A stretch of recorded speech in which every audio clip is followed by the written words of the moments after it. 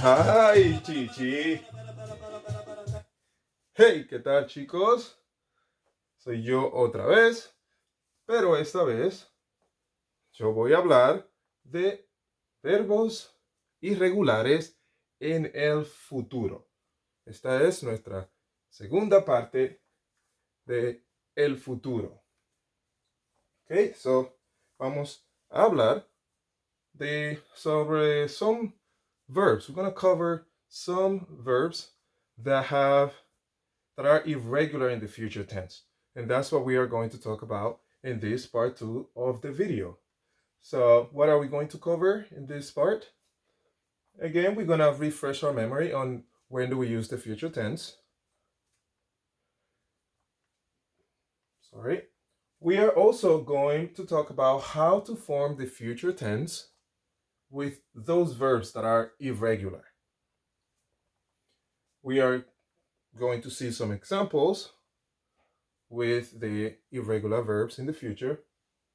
And I'm going to provide you with a list of those verbs that are irregular so you know which ones are those verbs that I need to be careful with. And at the end, I'm going to show you again that list of words and expressions associated with the future tense. Let's get to it, okay? So here is the use of the future. You know, we already talked about that in our first part of the video.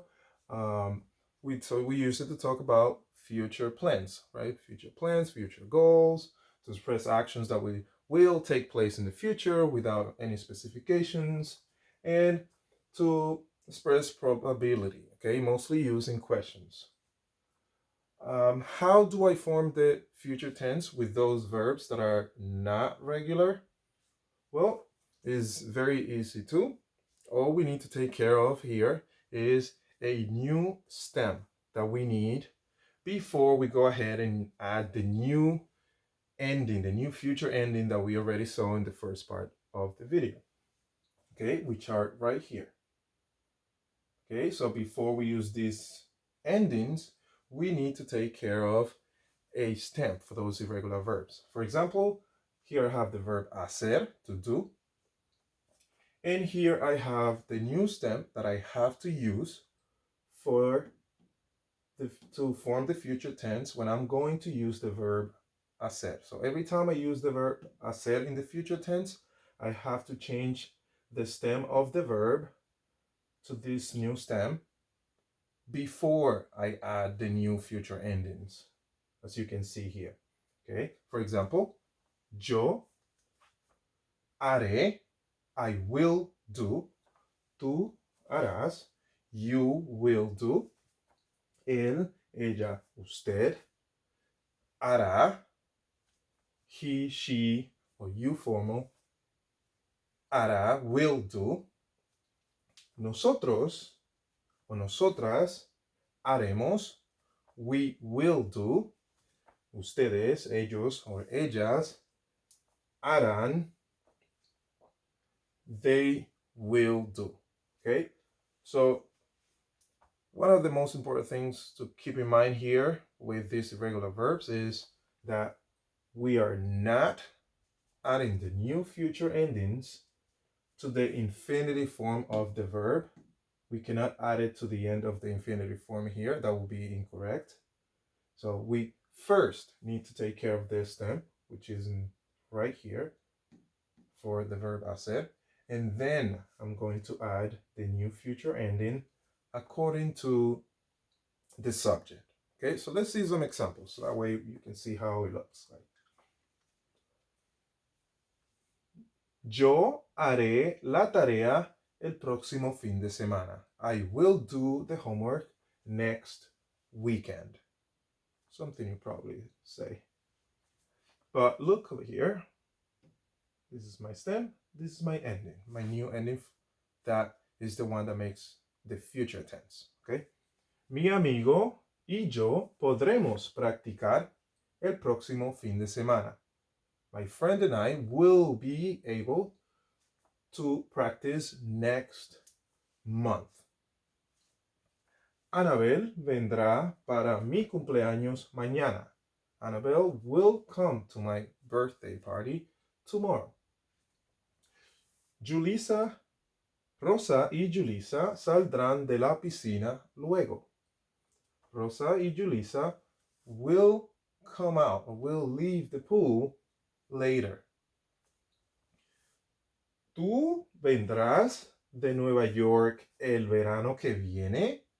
Will you come from New York next summer? And again, que viene means that is coming, that is approaching. So look how all of them have a new stem, right? Before I added my future endings, the ones that are in red. Okay, so look how none of them have an infinitive form. Okay, and how do you know which one of those verbs? Here it is, the list of verbs that you have to be very careful with now that you are working with the future tense. So the verbs are hacer, tener, poner, salir, venir, decir, poder, saber, querer, haber, y caber. Okay, here is the list of stems for those verbs.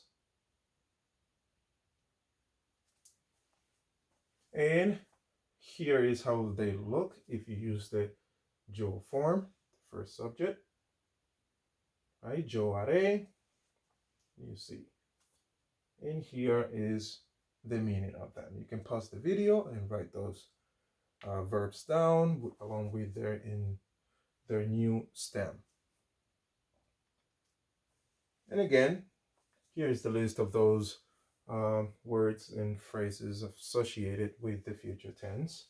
They're very useful just because you can be a little bit more specific when it comes to the future tense.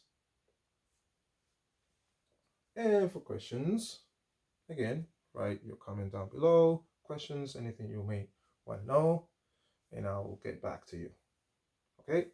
And adios, chicos. Hi, Gigi.